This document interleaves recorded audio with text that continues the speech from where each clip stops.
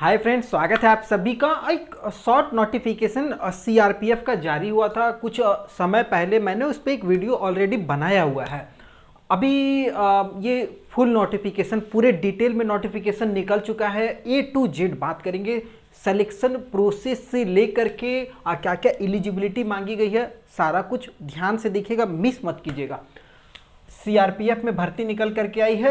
जो आप सभी को पता है कि गृह मंत्रालय के अंतर्गत सीआरपीएफ आती है, जिसका काम है आतंकवाद या फिर सुरक्षा की दृष्टि से इनका काम होता है। और इसमें मैं आपको बता दूं कि 2016-17 के बाद ये बहुत बड़ी भर्ती निकल करके आई है, खास करके हेड कांस्टेबल और असिस्टेंट सब इंस्पेक्टर में। स्टेनोग्राफर और मिनिस्ट्रियल के ये दोनों पोस्ट है।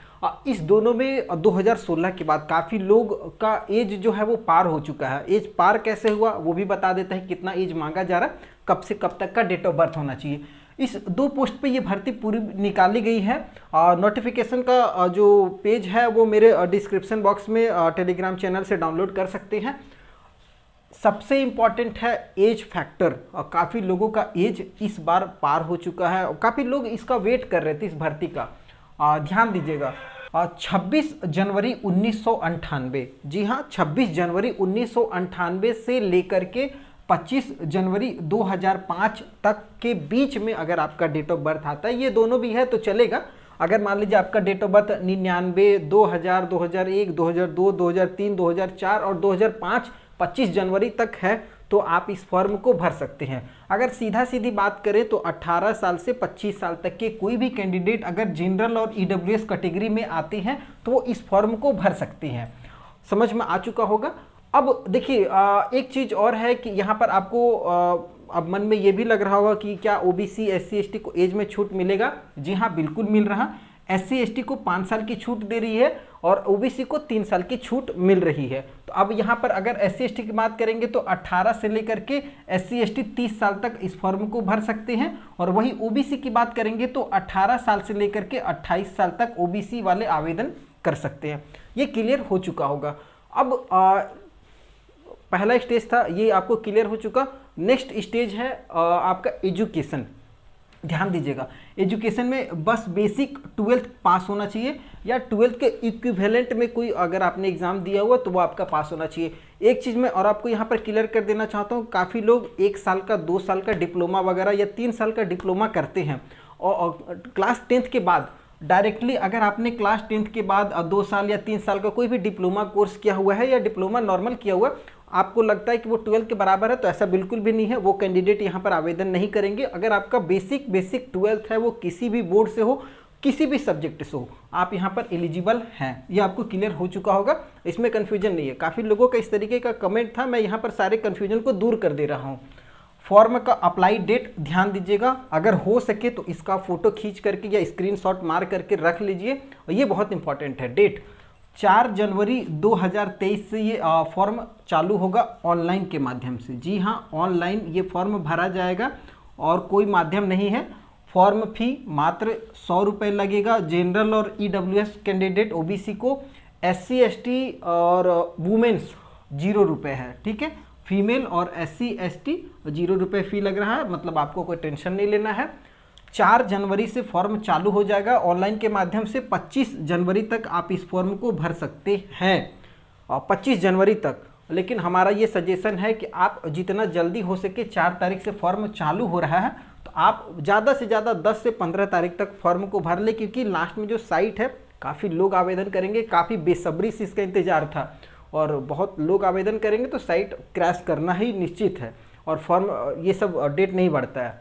तो 25 जनवरी से पहले फॉर्म को भर लीजिएगा।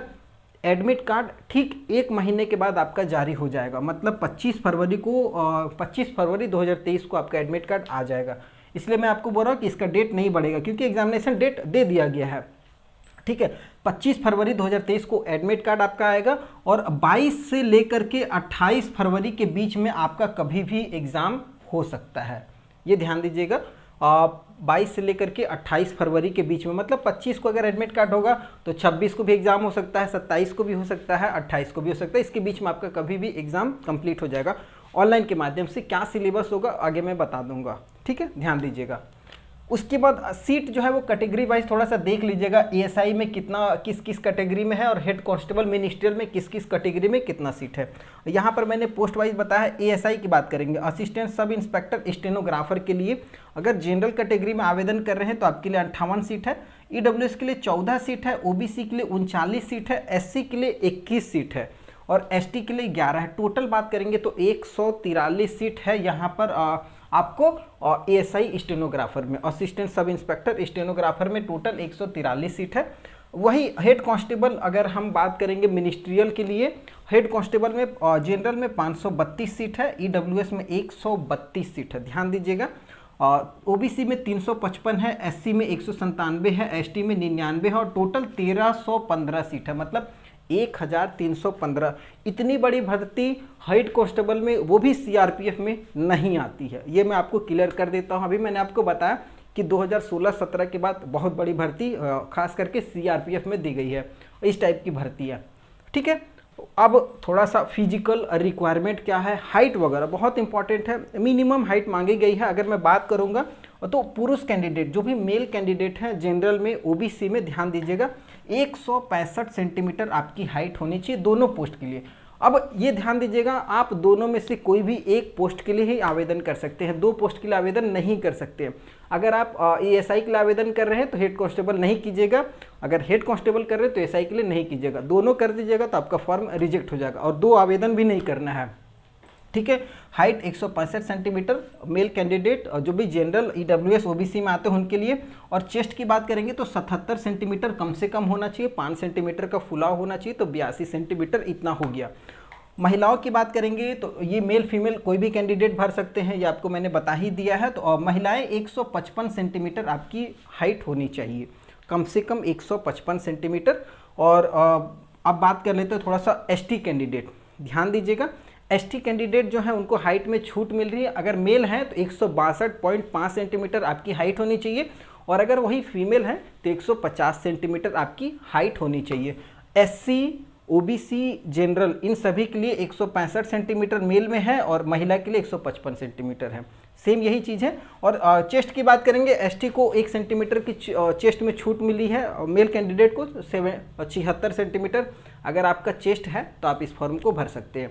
ये एलिजिबिलिटी यहाँ से चेक हो चुकी है। अब आप अपने आप को एलिजिबल मान रहे होंगे तो आगे सिलेक्शन का प्रोसेस बहुत इंपॉर्टेंट है, ध्यान दीजिएगा, क्योंकि यहाँ पर बताया गया है कि आपका 25 फरवरी से एडमिट कार्ड आएगा। तो एडमिट कार्ड आएगा तो सबसे पहले आपका सीबीटी होने वाला है, कंप्यूटर बेस्ड टेस्ट। इसका मतलब ही साफ होता है कि कंप्यूटर पे आपको ऑब्जेक्टिव टाइप से प्रश्न मिलेगा और जिसमें आपको आंसर देना होता है।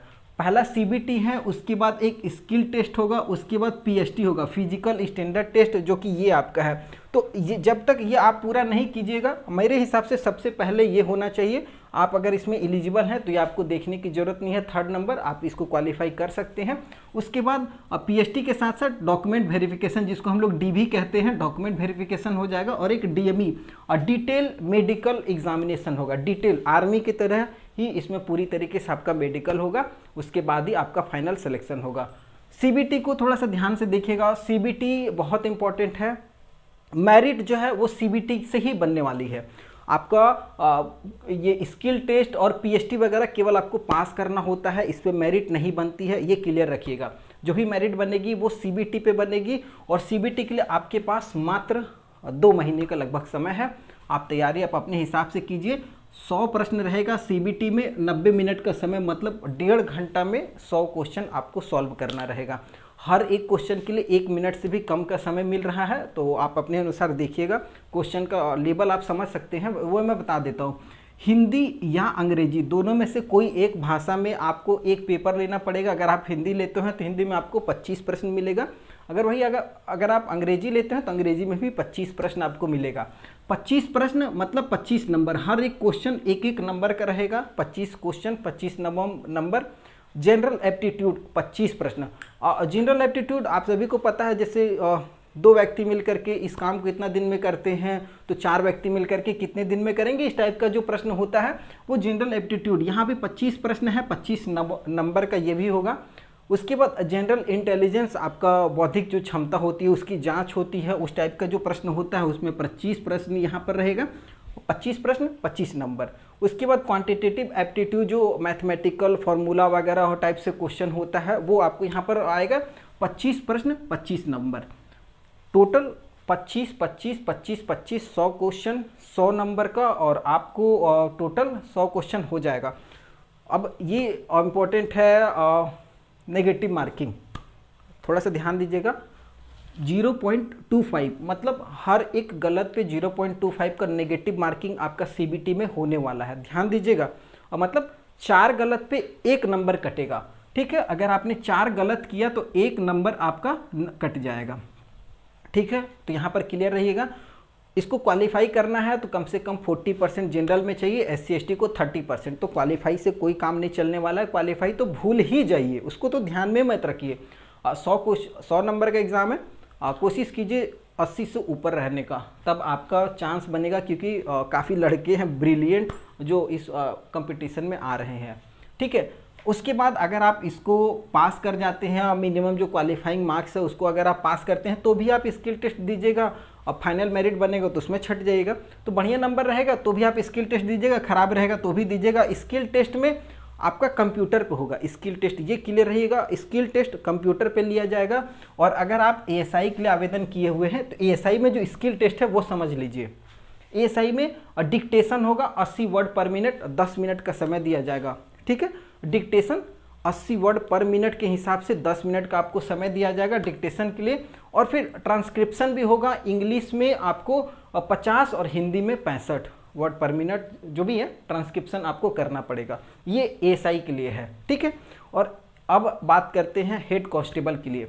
हेड कांस्टेबल में भी स्किल टेस्ट आपको लिया जा रहा है, जिसमें आपको इंग्लिश या हिंदी दोनों में से कोई भी टाइपिंग आनी चाहिए। अगर आप इंग्लिश टाइपिंग करते हैं तो 35 वर्ड पर मिनट होनी चाहिए, और अगर आप हिंदी टाइपिंग लेते हैं तो आपको 30 वर्ड पर मिनट होनी चाहिए।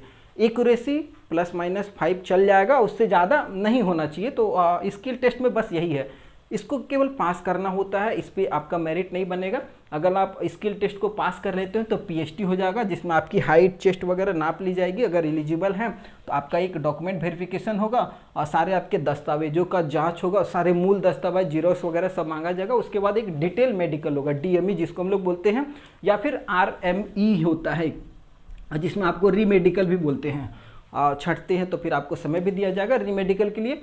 और ये पूरा एक प्रोसीजर था A to Z मैंने बताया है। अगर आपको कन्फ्यूजन हो तो आप हमें कमेंट ज़रूर कीजिएगा। पूरा नोटिफिकेशन मैंने अपने डिस्क्रिप्शन बॉक्स में दिया हुआ, वहाँ से डाउनलोड कर लीजिए। वीडियो पसंद आया हो तो चैनल को सब्सक्राइब जरूर कीजिएगा। फिर किसी नए वीडियो में मिलते हैं, तब तक के लिए जय हिंद।